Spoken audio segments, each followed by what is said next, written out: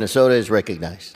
Thank you, Mr. Speaker. I rise today in support of H.R. 7409, the HEATS Act, introduced by my good friend from California, Ms. Kim.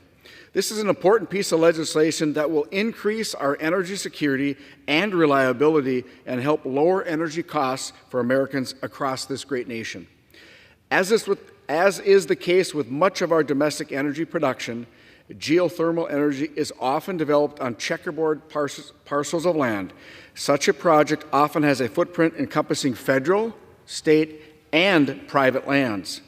When that's the case, it's a headache for our energy producers, as it often means more red tape and more regulatory hoops for energy developers to jump through.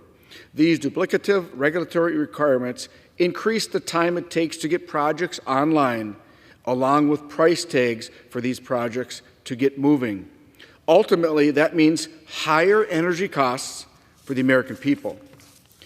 Mr. Speaker, the bill before us today will help fix this project for geothermal projects by cutting down on the number of duplicative regulatory reviews a project developer needs to go through.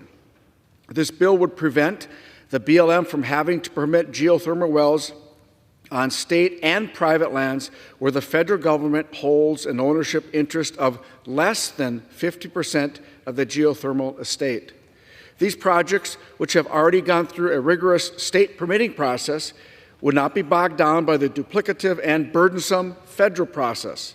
Contrary to what some may argue, this bill doesn't waive the permitting process. It simply reduces the redundancy. It's a common sense fix. It'll bring much needed geothermal energy production online, providing much needed energy to the American people at a much lower cost. I urge all of my colleagues to join me in supporting this legislation, and I yield back. The gentleman